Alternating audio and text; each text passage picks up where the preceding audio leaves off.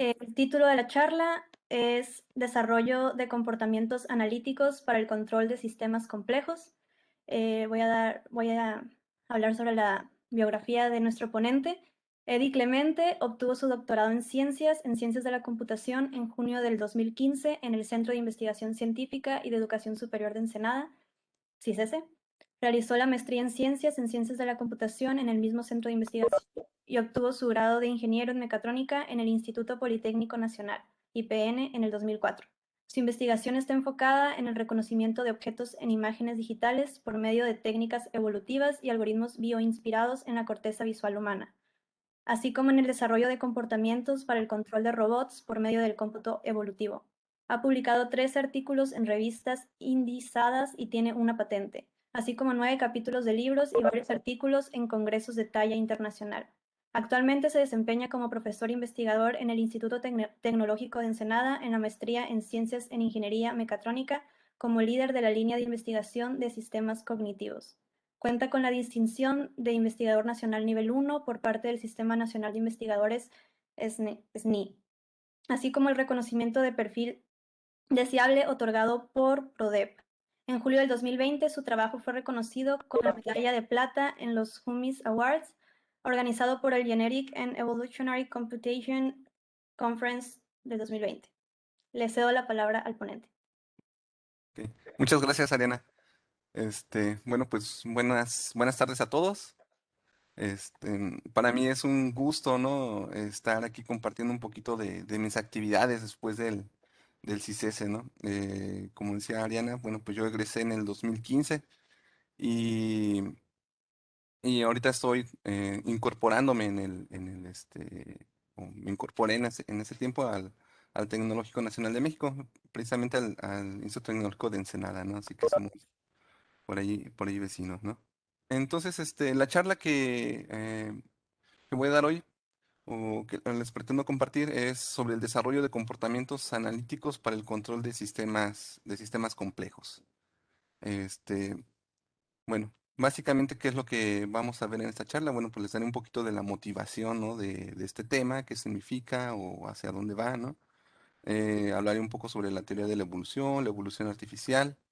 Y de ahí entraremos a temáticas como la robótica evolutiva, principalmente qué es un modelo funcional, y eso va a dar pie a poder explicar a más detalle lo que es el control basado por comportamientos, ¿no? Y al final vamos a dar algunas aplicaciones en las que he estado trabajando, bueno, junto con el grupo de investigación que con el participo, y daremos algunos trabajos futuros y proyectos que están actualmente abiertos, ¿no? Ok. Bien. Pues básicamente la motivación de este trabajo empezó, ¿no? Por, este, por el cómo los sistemas pudieran adaptarse al medio, ¿no? Llámese un sistema computacional o un sistema robótico, ¿no?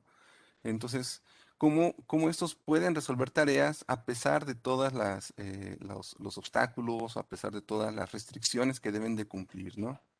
Y de igual manera, pues estos cómo se deben de autoorganizar, ¿no? Entonces, hay muchas metodologías, pero no del todo cumplen con todas las restricciones, ¿no? O no del todo pueden satisfacer tareas complejas, ¿no? Eh, entonces, bueno, pues es un poquito orientado, ¿no? Esta práctica hacia allá, ¿no? Entonces, la motivación o parte de la motivación es esta, ¿no? Y particularmente podemos definir, o entraré definiendo lo que es un sistema adaptativo complejo, ¿no? Bien, un sistema adaptativo complejo, inicialmente lo definió Holland en su libro, ¿no? Allá por los 80, en el cual decía que todos los sistemas complejos, bueno, un sistema complejo pues es el que tiene una alta interacción entre sus partes, ¿no? Tienen, por ejemplo, lazos de control anidados, tienen básicamente, no, si bien se puede estudiar una parte de este sistema, no implica que el estudiar las partes del sistema por sí solas, vas a poder comprender todo el sistema en sí, ¿no? Entonces, es cuando dicen que la suma que las sumas de las partes, bueno, que el todo es más que la suma de las partes, ¿no? Entonces, un sistema complejo, bueno, pues tiene altas no linealidades, mm, una interacción continua entre sus partes, etcétera, ¿no? Y aparte, bueno, si este sistema complejo es adaptativo, eso implica que es dinámico, ¿no? Que hay una interacción con el ambiente que lo rodea y entonces va cambiando y valga la redundancia, se va adaptando hacia las circunstancias o hacia las restricciones que se presentan, ¿no? Un ejemplo de ellos, bueno, pues son los sistemas biológicos, ¿no? Un sistema biológico, bueno, tiene un sistema metabólico, un sistema, eh, eh, percibe el medio de alguna forma, ¿no? Y entonces, si nosotros quisiéramos imitar un sistema biológico, bueno, pues entonces tendríamos que tener una serie de sensores, varios lazos de retroalimentación, un sistema de reglas, etcétera, ¿no? Entonces, un sistema de biológico, bueno, pues podemos decir que es un sistema adaptativo complejo, ¿no? Eh, por ejemplo, ¿no? Los sistemas de enjambre, ¿no? De tipo enjambre, o este, a veces el cómo coordinar varias, eh, por ejemplo, en la robótica, ¿no? Cómo coordinar varios robots para que hagan una tarea, ¿no? Y sumar sus fuerzas para resolver una tarea más compleja que por sí solos no pudieran resolver, es parte, ¿no? O se puede tener en cuenta, ¿no? Se puede decir que también es un sistema adaptativo complejo, ¿no? Esto sucede en la naturaleza, ¿no? Por ejemplo, los, este, los cardúmenes de peces, ¿no? O sea, se reúnen, tienen un cierto comportamiento y de alguna manera, al estar todos en grupo, bueno, pueden confundir al depredador y entonces hay más probabilidad de que cada uno de estos, de cada uno de los peces, bueno, pues sobreviva, ¿no? A ataques de depredador, ¿no? Entonces, pero sin embargo, cada unidad es independiente, ¿no? O sea, cada pez no está unido físicamente con los demás, ¿no? Pero sin embargo, hay un sistema de comunicación, hay una coordinación, hay un comportamiento que hace que, que todo en conjunto forme todo un sistema, ¿no? Ese es un ejemplo, ¿no? Y bueno, y varias, adoptando, ¿no? Eh, este tipo o esta forma de ver las cosas, bueno, pues la robótica trata también de imitar esto, ¿no? Entonces, actualmente está muy de boga o una herramienta que se ha visto que puede ser alcanzable, bueno, pues es el manejar múltiples robots, ¿no? Lo que se llaman enjambres de robots, ¿no? Ya sean, van desde algunas decenas hasta cientos o miles de robots, ¿no? Y esto, bueno, pues permite, como ya lo mencionaba, ¿no? Permite resolver tareas que un solo robot, pues no pudiera resolver, ¿no? El ejemplo aquí lo doy con una fotografía, ¿no? Son varios robots que se pueden encadenar y entonces pueden arrastrar, por ejemplo, en una situación de búsqueda de rescate, pueden arrastrar a alguien afuera del peligro, ¿no? Ok, entonces, eso es parte de la motivación de este trabajo, ¿no? El cómo poder realizar tareas difíciles o cómo construir o el cómo ver un sistema adaptativo complejo, el cómo poderlo atacarlo, ¿no? Y obtener resolver algunas tareas, ¿no? Que son difíciles, ¿ok? Entonces, para esto, bueno, pues voy a explicar, ¿no? Un poquito lo que es la evolución artificial. Para eso, eh, pues la evolución artificial se basa en lo que es la teoría de la evolución natural, ¿no? Entonces, en la teoría de la evolución, ¿qué nos dice? Bueno, un aspecto principal, o el aspecto principal es la selección natural, ¿no? O sea, debe de sobrevivir el más apto, ¿no? Esto lo postuló Charles Darwin, ¿no? En 1858, 1862, ahí con sus libros, ¿no? El origen de las especies y sobre un libro que hablaba sobre las orquídeas, ¿no? Y cómo éstas se podían fertilizar, ¿no? Entonces pro- propuso este postulado en el cual dice que este, las, los organismos van cambiando, o bueno, para que exista una evolución, bueno, debe de haber una selección natural, ¿no? Digamos, esa es el punto crítico, ¿no? Bueno, posteriormente, bueno, ya con los trabajos de Mendel y todo esto, bueno, pues se vio, se enriqueció esa teoría y entonces, bueno, pues tenemos el cómo se pueden transmitir esas, esas habilidades a los descendientes, ¿no? Y entonces, bueno, pues ya se complementa ahí un poquito la teoría de evolución natural, ¿no? Y en el siglo pasado, ¿no? Como en los años 70, 80, bueno, pues nace la idea de hacer un algoritmo que trate de imitar precisamente este ciclo evolutivo, ¿no? Entonces, a lo que se llama la evolución artificial, ¿no? Entonces, básicamente en la evolución natural se tiene un entorno en el cual vive algún individuo o un grupo de individuos y estos se adaptan, tratan de adaptarse al medio, ¿no? En- y transmiten esas adaptaciones a sus descendientes, ¿no? Y entonces las generaciones continuamente van mejorando o van sobreviviendo, ¿no? A lo largo, lo que importa es como conservar la especie a lo largo del tiempo, ¿no? Entonces, algorítmicamente, nosotros pudiéramos hacer que el entorno que rodea o el medio que rodea a un individuo, pudiéramos tener la analogía que es el problema, ¿no? El problema es donde se va a desarrollar nuestros individuos, ¿no? Y esos individuos, bueno, pues son las posibles soluciones que pudiéramos tener ante ese problema, ¿no? Entonces, tienes una solución candidata, la cual se va a enfrentar al problema, ¿no? O se va a medir contra el problema, ¿no? Y entonces el índice o qué también se adapta a esa solución, bueno, pues es la calidad, ¿no? Es qué también resuelve ese problema, esa posible solución, ¿no? Entonces, dentro de los sabores de la evolución artificial, eh, o mejor dicho, de los algoritmos que tratan de imitar la evolución natural, pues existen, o eso se llaman algunos evolutivos, y existen, por ejemplo, la programación genética, la programación evolutiva, estrategias evolutivas, la evolución diferencial, los algoritmos genéticos, los sistemas clasificadores, entre otros, ¿no? Entonces hay toda una gama de algoritmos que siguen este ciclo, ¿no? Bien, particularmente, ¿no? El algoritmo, digamos, base, ¿no? Es el algoritmo, los algoritmos genéticos, ¿no? Entonces, eh, básicamente, qué es lo que pasa aquí? Bueno, pues tú tratas de codificar dentro de un problema, codificas una posible solución, ¿no? Entonces, digamos, la forma en que se codifica es a través de lo que es el genotipo, ¿no?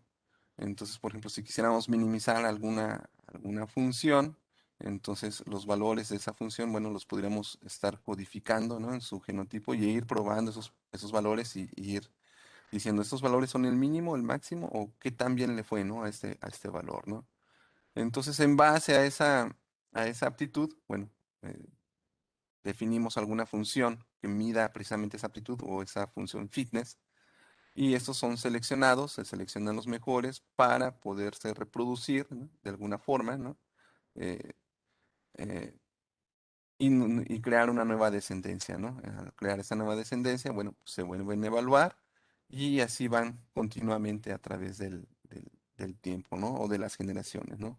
Buscando que siempre los mejores individuos o que a través de la generación nos vayamos aproximando hacia un óptimo, ¿no? Hacia un óptimo local, básicamente, ¿no?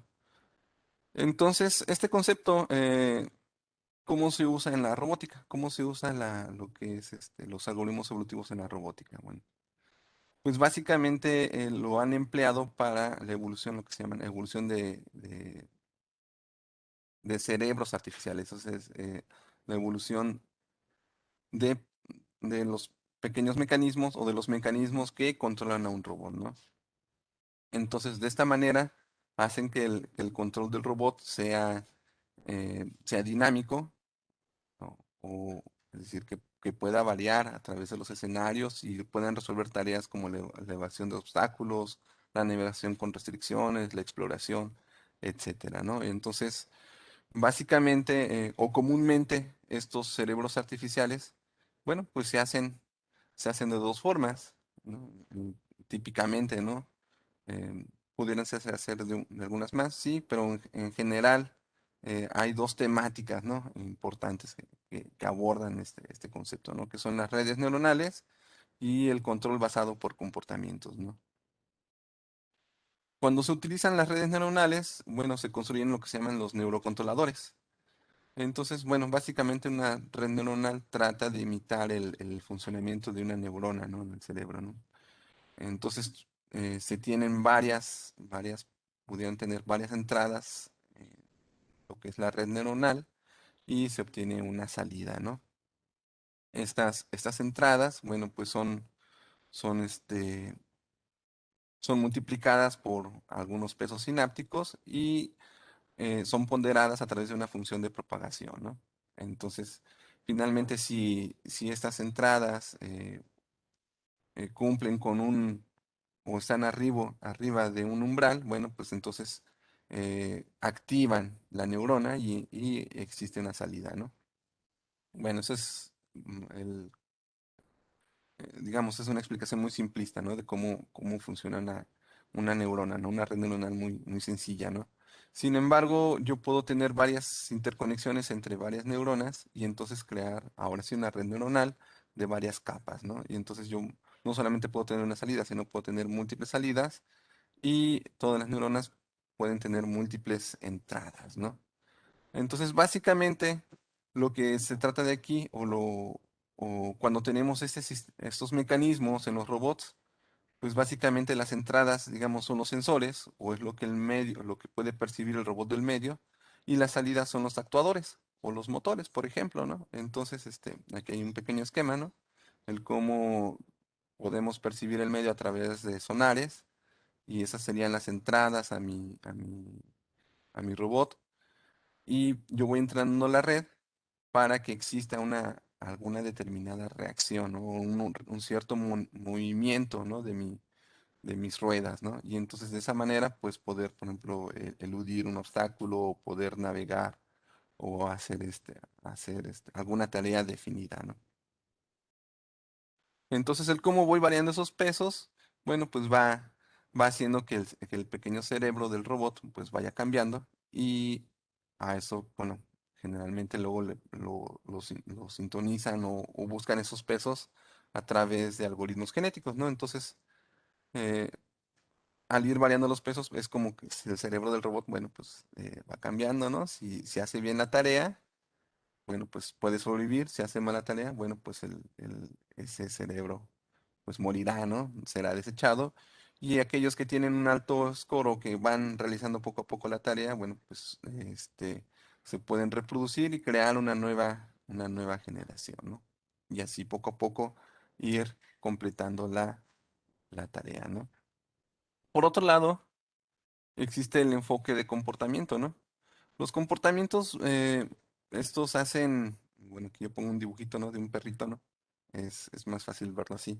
Por ejemplo, con un perrito tú le tocas la campana, si lo has entrenado bien, bueno, pues entonces va a ser siéntate o párate o ve por la pelota, va a ser cierta acción, ¿no? Entonces, básicamente un comportamiento obedece a un estímulo, ¿no?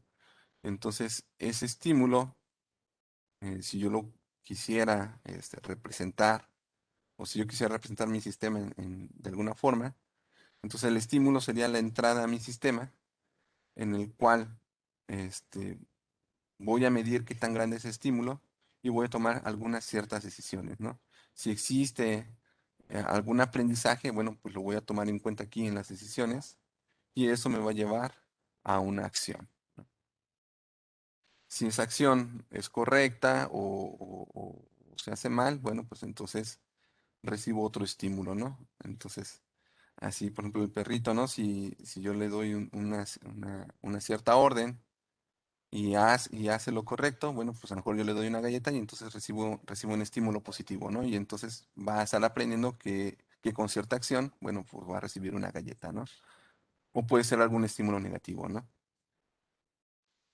Bien, pero ¿qué pasa con los robots, ¿no? esto cómo yo lo traslado, los traslado a los robots. Bueno, por ahí en los años 90, un cuate que se llama Arkin propuso que, que los robots, bueno, también pudieran controlarse directamente por movimientos sencillos, ¿no? O sea, o, por ejemplo, si yo tengo un robot dentro de un grid, ¿no? Entonces yo lo pudiera mover hacia adelante, hacia la derecha, hacia la izquierda, hacia atrás, ¿no? O dentro de un ambiente, bueno, pues a lo mejor pudiera decirle que se mueva a cierta velocidad o a cierta aceleración también, ¿no? O con cierta fuerza, ¿no? Entonces, un conjunto, por ejemplo, de ciertas instrucciones, pudiera hacer una acción específica. Entonces, el conjunto de diferentes partes de esas acciones, bueno, pues me van a llevar a hacer ciertas tareas. Por ejemplo, evadir un obstáculo, o verificar si existe un obstáculo, o desplazarse alrededor de un muro, etcétera, ¿no? Entonces, ese grupo de acciones que me hacen hacer una tarea muy sencillita, como o verificar si existe un obstáculo, bueno, pues yo lo voy a llamar comportamientos sencillos. Y entonces la idea es como agrupar varios comportamientos sencillos para realizar tareas, ¿no? Y entonces de alguna manera voy a poder crear un programa a partir de esa combinación, ¿no? Entonces yo voy a tener un grupo de sensores y voy a tener el comportamiento uno, comportamiento 2, comportamiento N y me van a realizar una acción, ¿no? Entonces, si esa acción va bien o va mal, bueno, pues entonces yo voy seleccionando los comportamientos adecuados, ¿no? Esa es la manera que propusieron, que se basa el control basado por comportamientos, ¿no? Entonces, tienen como rutinas básicas, las cuales las van combinando y hasta lograr la combinación correcta para cumplir con la acción que se quiere, ¿no? Pero, hay varias restricciones o hay varias, eh, cosas que no se pueden lograr con esto, ¿no? Por ejemplo, uno de ellos es que cuando si tú entrenas o tienes esa combinación de acciones o de esa combinación de comportamientos, bueno, pues ya lo has hecho, pero para algo muy particular. Si tú cambias, por ejemplo, el escenario o el ambiente, bueno, pues tendrás que cambiar nuevamente los comportamientos, ¿no? Entonces, no es algo general. Estas cosas son como muy particulares, ¿no? En un escenario a lo mejor muy determinado o en un ambiente, que tú sepas muy bien las restricciones que existen en este ambiente, ¿no? Por un lado, ¿no? Y por otro lado, bueno, pues al estar, tú no necesariamente tienes la combinación óptima de comportamientos, ¿no? Para realizar esa acción. Entonces, aquí la idea es cómo yo puedo generalizar esto. Es decir, cómo yo puedo, hacer que estos comportamientos no dependan, a lo mejor que sí dependan del ambiente, pero que sean más generales, ¿no? Como yo pudiera, este, aplicarlo incluso a sistemas más complejos, ¿no? Bueno, entonces, pues la idea aquí es pasar de un modelo dirigido por datos a un modelo funcional. ¿Esto qué quiere decir?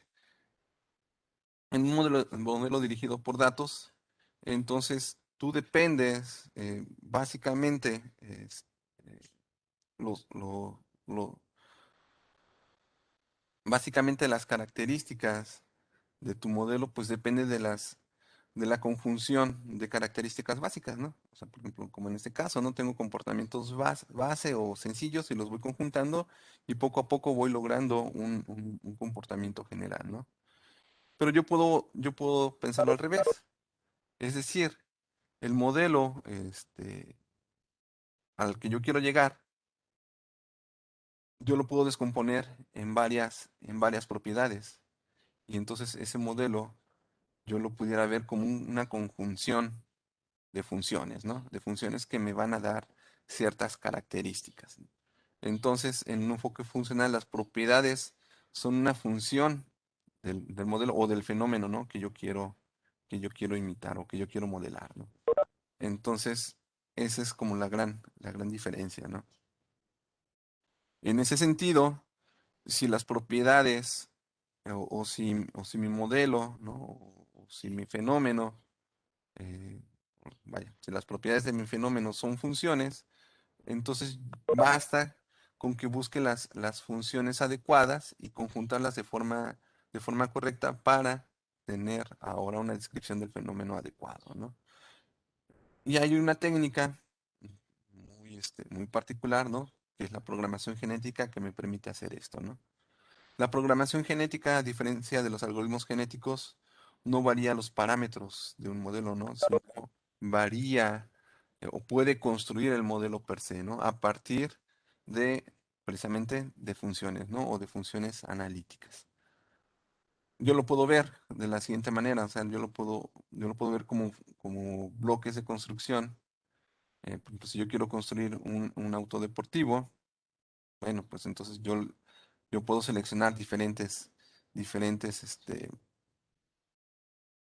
partes de ese auto, ¿no? Como yo lo quisiera construir, ¿no?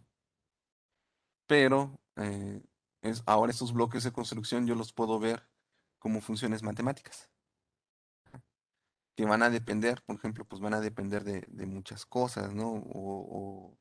O de las cosas que caracterizan al modelo, ¿no? O a lo que yo quiero construir. O sea, por ejemplo, si yo quiero un alerón, a lo mejor pues yo pudiera decir, ah, bueno, pues ese alerón está en función del de la velocidad máxima del auto, de la estabilidad, etcétera, ¿no? Y entonces, de alguna forma, yo puedo representar ese alerón con un modelo sencillo y lo pongo ahí, ¿no? Y entonces yo puedo empezar a conjuntar así las características que yo quiero y me va a dar una representación más amplia, ¿no? Entonces, básicamente en la programación genética vamos a jugar con, con, con elementos que me van a poder construir funciones matemáticas, ¿no? Entonces, la representación clásica es como un árbol sintáctico en donde los nodos son funciones y las terminales del árbol o las hojas del árbol, pues son las variables independientes, ¿no? Ok. El ciclo que sigue, o el ciclo de optimización de la programación genética, bueno, pues sigue el ciclo evolutivo, ¿no? Artificial, ¿no? Entonces, al principio tú tienes un conjunto de programas, los cuales se van a estar evaluando, o un conjunto de funciones matemáticas, las cuales se van a estar evaluando dentro de tu problema y te van a decir qué tan bien, o tú tienes que tener un índice que te diga qué tan bien están resolviendo esos programas, ese problema, ¿no? Igualmente, una vez que tú tengas ese índice, pues tú puedes seleccionar los mejores o puedes hacer alguna selección de esos programas y empezarlos a cruzar, ¿no? Aquí cómo combinar dos soluciones para que te dé una nueva, bueno, pues puedes intercambiar pequeños subárboles de ese árbol sintáctico y entonces te crea una nueva solución, ¿no? O cómo puedes mutar un árbol sintáctico, bueno, pues igualmente tomas un subárbol y creas un subárbol ahora al azar, ¿no? Nuevamente pruebas este nuevo programa para ver que también le va y sigue el ciclo evolutivo, ¿no? Bien, si yo lo estoy poniendo en este contexto, la programación genética, bueno, cabe destacar que digamos, la guía, ¿no? O los algoritmos genéticos, la programación genética surge con la idea de que la computadora se pudiera autoprogramar, ¿no? Entonces, en ese sentido, pues, una función matemática, bueno, pues es una abstracción de un programa de computadora, ¿no? ¿Se puede manejar un programa de computadora directamente? Pues también, o sea, ese árbol sintáctico se puede ver como una serie de instrucciones, ¿no? Bien, entonces, si bien el árbol sintáctico yo lo puedo construir con una serie de instrucciones de un programa, a lo mejor no es lo más conveniente para regresar al caso de querer controlar un pequeño robot o de que el robot haga alguna tarea, ¿no? ¿Por qué? Porque entonces caería nuevamente en la trampa de tener esa restricción o que mi dominio sea muy restringido hacia el escenario, ¿no? En el que yo quiero que se desarrolle mi robot, ¿no? Pero entonces, ¿cómo lo puedo hacer? Bueno, pues la idea entonces es que esos comportamientos yo los pueda describir de forma analítica. Es decir, que ahora el programa solución, pues ya no sea dirigido, un modelo dirigido por datos, ¿no? O sea, que ya no sea una solución para un problema particular y que cada vez que se cambie el escenario o las condiciones iniciales, se deba de generar un nuevo programa, ¿no? Entonces, vamos a tomar un enfoque funcional. Pero cómo lo vamos a hacer?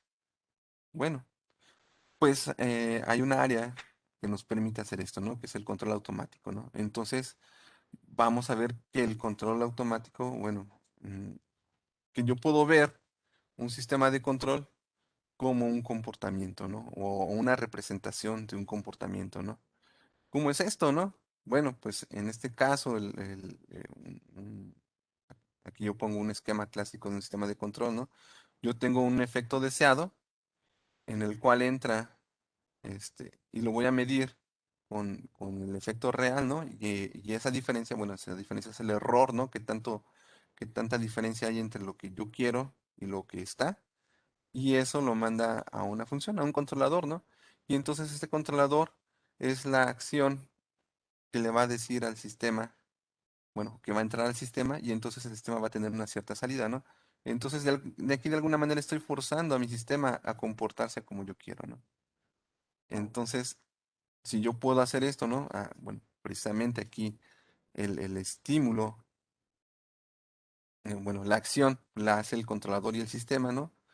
Y entonces el sensor va a medir el estímulo sobre qué tan bien estoy haciendo mi, este, mi comportamiento, ¿no? Entonces, de esta manera, pues yo voy a poder permitir o yo voy a poder representar mis comportamientos como funciones o como representaciones del sistema, ¿no? Básicamente, cuando el sistema se toma en un enfoque de control, bueno, el sistema se modela como una ecuación diferencial.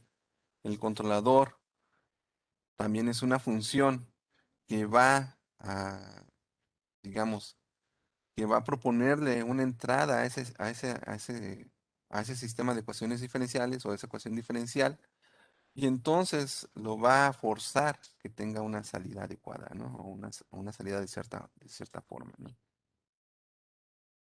Entonces aquí ya tengo una representación de mi robot, de básicamente cómo sería, de cómo puedo alterar la forma en que se desarrolla mi robot en el medio, ¿no? Entonces, ¿cómo voy a integrar todo? Bueno, pues voy a hacer lo siguiente, ¿no? Básicamente, mi sistema, que está representado por un conjunto de ecuaciones diferenciales, va a tener un, digamos, un comportamiento libre, ¿no? O sea, cuando tú tienes un sistema, bueno, pues puede ser, se comporta de forma, de una forma muy determinada, ¿no? Que es así, ¿no? Entonces, si a ese sistema le das una cierta entrada, ¿no? O una cierta entrada, un pequeño controlador que lo force a tener una cierta salida, digamos, entonces eso será un comportamiento forzado. ¿No? Pero también le puedo apegar, o yo le puedo decir, bueno, pues yo también puedo sumarle una expresión más para que modifique nuevamente la salida de mi sistema, ¿no? Y ese modificador, ¿no? Que va a tener mi comportamiento forzado y mi comportamiento no forzado, le voy a llamar mi comportamiento aprendido, ¿no? Y es aquí donde a través de un sistema, de un proceso evolutivo, particularmente de un sistema llevado por una programación genética, va a medir qué tan bien tiene esa interacción de mi sistema, ¿no? Que va a tener su comportamiento, toda la suma de todos estos comportamientos es el comportamiento natural de mi sistema, que también se desarrolla en el medio, ¿no? Y si está desarrollando mal, bueno, pues yo voy a estar modificando mi comportamiento aprendido, ¿no? Hasta que cumpla las restricciones o las cosas o las metas que yo le puse a mi sistema, ¿no? Por ejemplo, ¿no? En un robot diferencial, el modelo del robot diferencial que está aquí, ¿no? El modelo cinemático, sería mi comportamiento libre, ¿no? El comportamiento forzado sería un pequeño controlador clásico, por ejemplo, un PID que yo pudiera decir, bueno, pues sigue cierta trayectoria, entonces le hago un controlador PID a mi sistema, ¿no? Y entonces el robot siempre va a seguir esa trayectoria, ¿no? Pero si a ese robot yo le pongo un obstáculo, ¿no? Entonces, y le digo, bueno, ahora yo quiero que a partir de que siga esa trayectoria o que llegue a cierta meta, que eso lo da mi comportamiento forzado, yo le pongo la restricción de un obstáculo, ahora que libras este obstáculo que lo evada, entonces empiezo a interactuar a través de la programación genética y le voy sumando un comportamiento más, que es el comportamiento aprendido, ¿no? Y lo que se espera es que al final, pues llegue a la meta y que evada el obstáculo, ¿no? Al yo poder modelar mi sistema con este tipo de ecuaciones diferenciales, lo que implica es que yo tengo este, una generalidad, ¿no? Claro, dentro de sus restricciones, ¿no? Entonces, yo pudieran a lo mejor ya cambiar de escenario o de cambiar de condición inicial y el robot va a seguir llegando a la meta y va a seguir evadiendo ese obstáculo, ¿no? Bueno, así es como nosotros lo pensamos, lo imaginamos y bueno, pues lo pusimos en marcha, ¿no? Entonces, aquí en el primer artículo que publicamos con esto, bueno, es precisamente de un pequeño robot que quiere llegar a cierta meta y hay un cierto obstáculo, ¿no? Y además de que le pusimos además otras restricciones, aparte de evaluación de obstáculo, que siga la ruta más corta y que además no se pase de cierta velocidad, ¿no? Porque pues los motores de los robots pues tienen que tienen una velocidad máxima y si tú le demandas más potencia, bueno, pues se pueden quemar, ¿no? Entonces, eh, aquí la técnica que usamos, bueno, pues dijimos, fueron lo que se llaman campos de velocidades, ¿no? Entonces, por teoría de control, propusimos que la meta es un campo atractivo, ¿no? Y entonces el robot siempre se va a ver atraído hacia la meta, ¿no? No importando dónde esté. Sin embargo, al poner un obstáculo, bueno, pues teníamos que desarrollar un campo de repulsión. Entonces, ese campo de repulsión, el cómo deba de ser, bueno, pues lo pusimos que se generara a través de estos comportamientos aprendidos, ¿no? Por medio de la programación genética. Y además de que cumpliera otras restricciones, ¿no? Como restricciones de velocidad, ¿no? Bueno, lo probamos en este escenario, ¿no? Entonces aquí es el pequeño robot, ¿no? Un chiquitito, ¿no? Entonces tenía que evadir el obstáculo, aquí este punto blanco, que es otro robot, ¿no? Y llegar al centro, ¿no? Bueno, pues la respuesta que obtuvimos fue esta, ¿no? Entonces, el, el comportamiento aprendido desarrolló un campo de repulsión que no importa en dónde se coloque el robot. Entonces, el robot siempre va a llegar a la meta, pero a la vez también va a evadir el obstáculo, ¿no? Y entonces, aquí, por ejemplo, hay que diferentes escenarios que lo probamos, ¿no? Y el controlador que nos dio, o la parte eh, eh, que hacía la repulsión, bueno, pues fue esto, ¿no? Fue esta expresión, ¿no? Nuevamente, esta metodología la propusimos, por ejemplo, en un mecanismo, ¿no? Que tenía que seguir.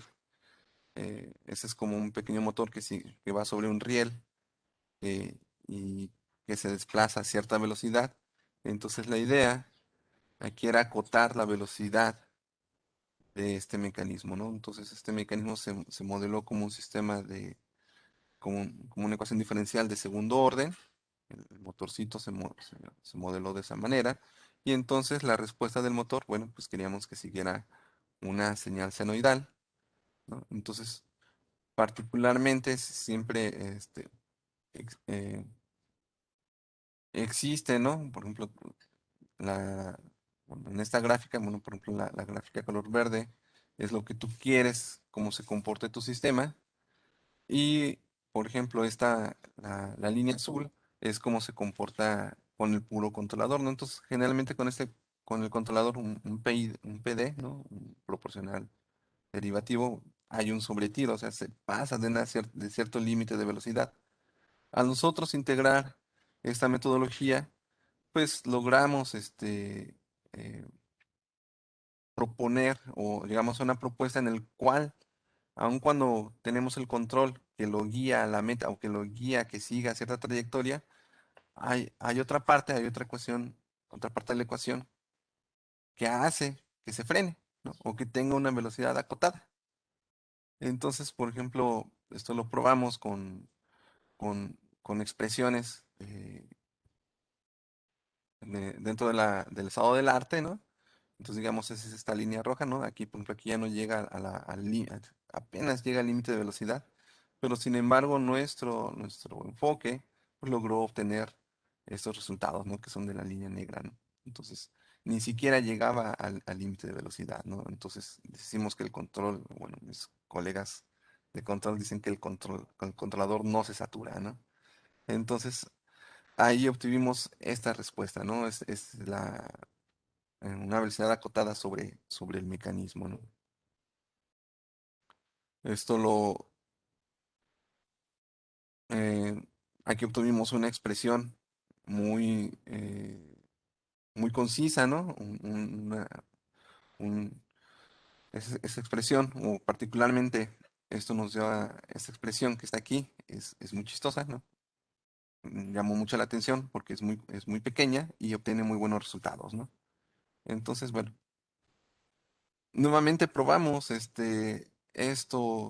metodología ahora para un seguimiento de robots, ¿no? Ahora tenemos un mecanismo diferente, ¿no? Robots diferenciales. Eh, Básicamente propusimos la misma metodología, se propuso un controlador que haga o que siga a un robot, a un segundo robot, ¿no? Normalmente lo logra, ¿no? Pero igual aquí pusimos nuevamente acotar las velocidades ahora en este tipo de mecanismos. Y el resultado, bueno, pues también fueron muy buenos. Esto nos permitió publicar otro artículo. Y lo interesante de esto es este, que bueno, que aparte de tener una respuesta o poder encontrar una respuesta adecuada, pues no solamente tenías una sola respuesta, ¿no? No importando el escenario en donde pusieras el robot, ¿no?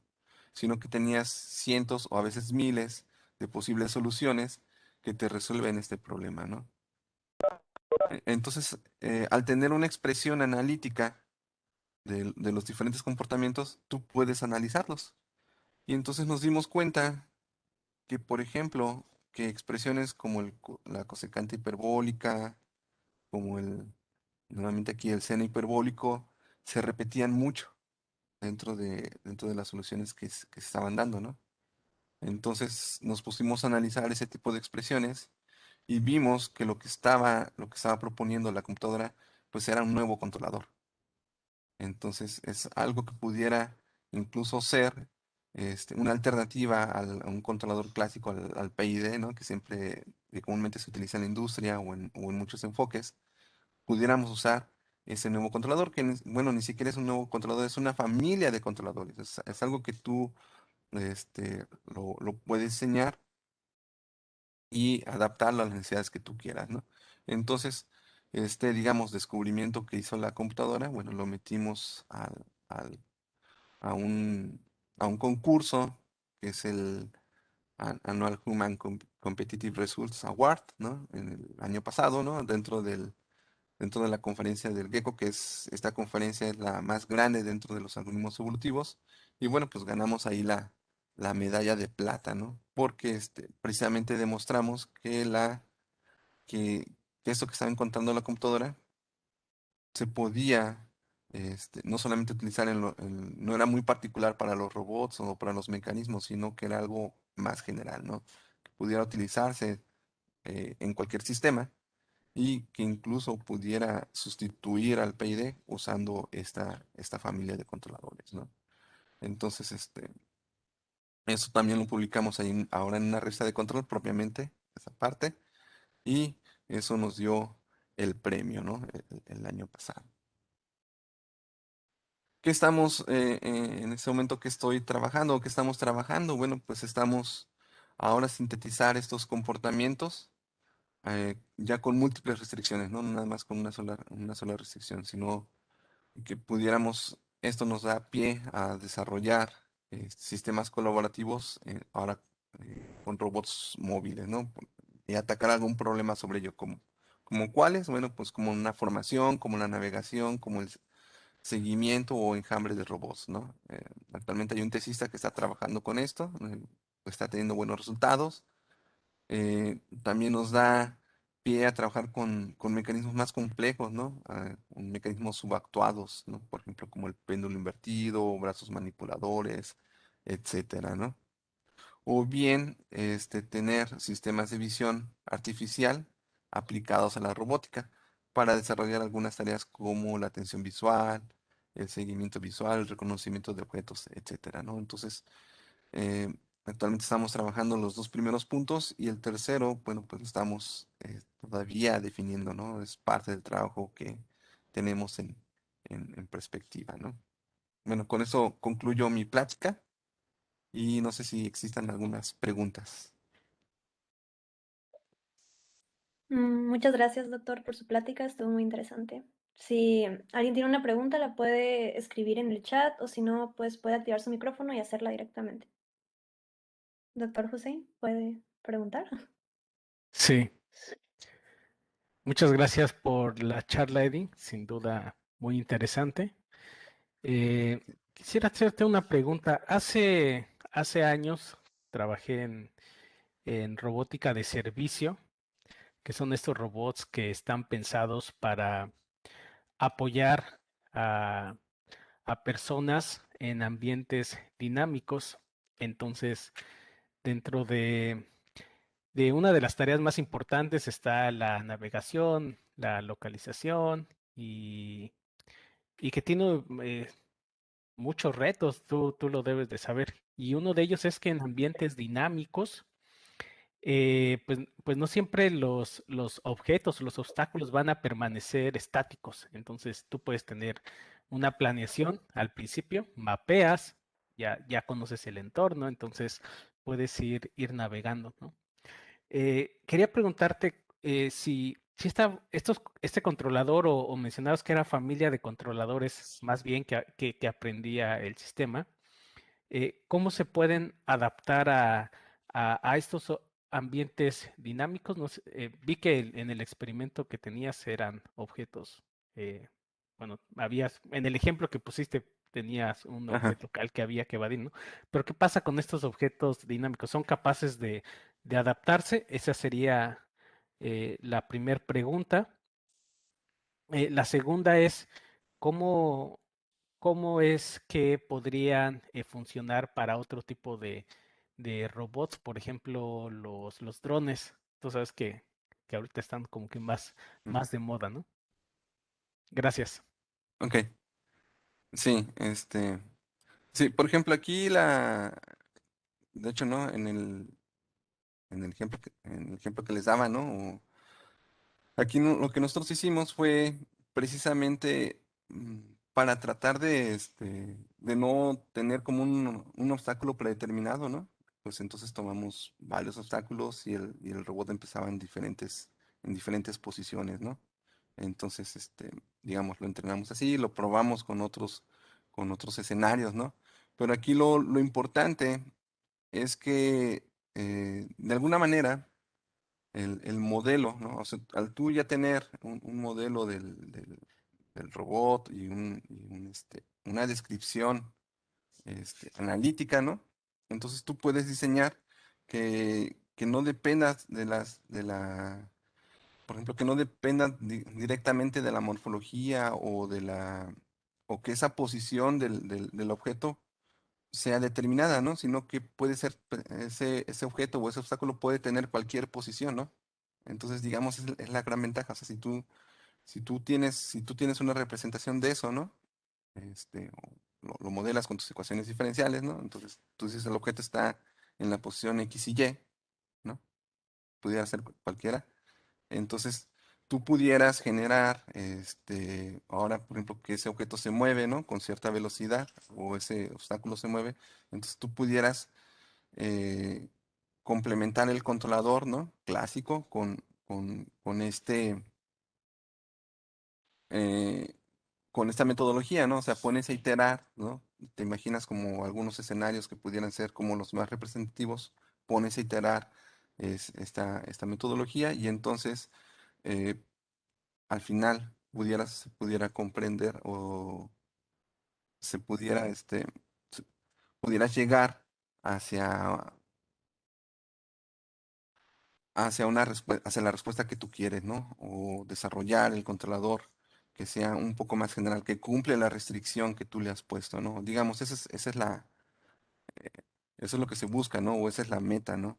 Entonces, no está ligado, ¿no? La ventaja aquí es que no necesariamente está ligado a un obstáculo, ¿no? Fijo y de determinada forma, ¿no? O en cierta posición, ¿no? Entonces tú lo pudieras, si de alguna manera lo pudiéramos modelar, ¿no? Aunque no sea del todo, ¿no?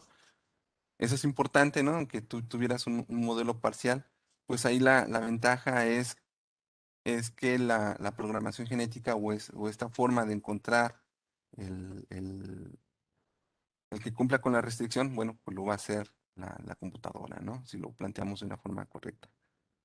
No sé si me explico, ¿no?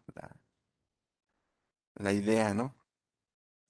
Precisamente, por ejemplo, ahorita es lo que estamos haciendo con mi tesista, ¿no? O sea, tenemos dos robots, ¿no? Y entonces los dos robots quieren llegar a un punto y a una misma hora, ¿no? Que se encuentren, ¿no? No importa dónde partan los robots, que los robots siempre se encuentren en un punto, pero al mismo tiempo, ¿no?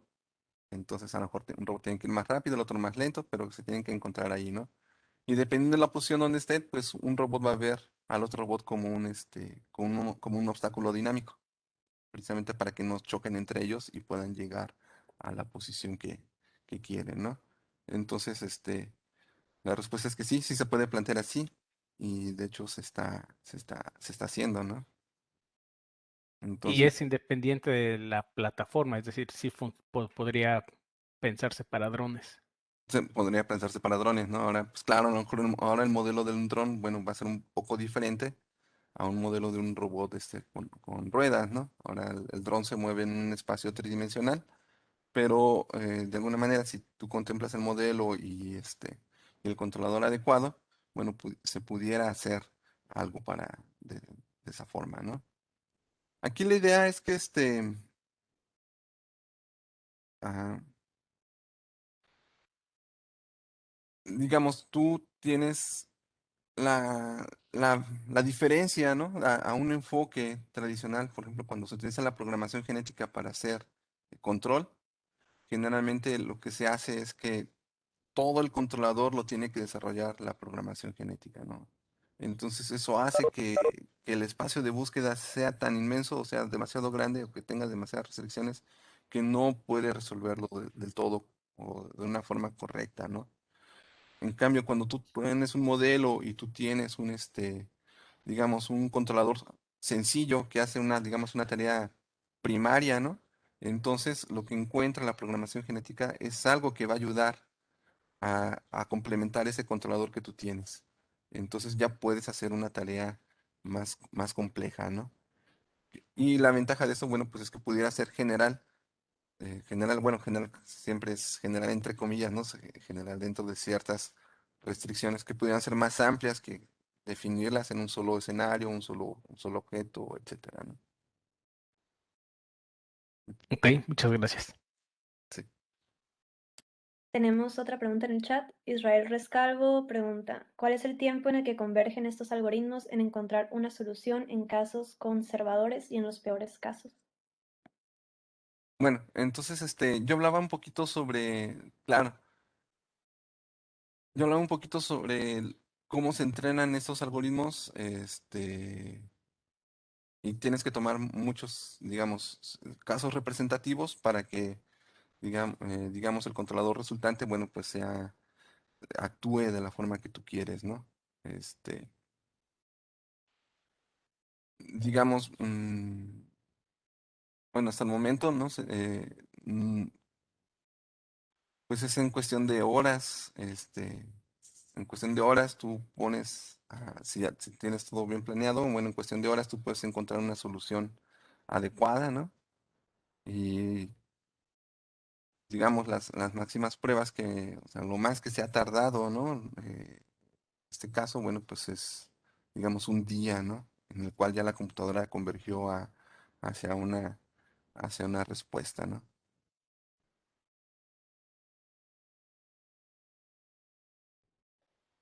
Ok, ¿alguien más tiene una pregunta?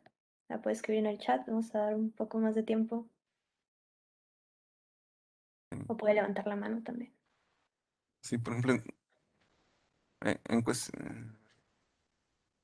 sí, por ejemplo, alguien que diseña un controlador, bueno, pues no es, es- se tarda comúnmente semanas o meses, ¿no? Entonces, en comparación, claro, la computadora pues se lo hace, digamos, a fuerza bruta, ¿no? Pero lo hace en cuestión de horas o máximo 1 o 2 días, ¿no? Bueno, si ya no hay más preguntas, procederé a leer una constancia. El Centro de Investigación Científica y de Educación Superior de Ensenada, Baja California, a través del Departamento de Ciencias de la Computación, otorga la presente constancia al Dr. Eddie Clemente Torres por su impartición del seminario Desarrollo de Comportamientos Analíticos para el Control de Sistemas Complejos, ofrecido al Departamento de Ciencias de la Computación el día 21 de mayo del 2021. Firma el Dr. Israel Martínez Pérez, coordinador del programa de posgrado en Ciencias de la Computación. Muchas gracias por su ponencia y bueno, eso sería todo. Ok, gracias.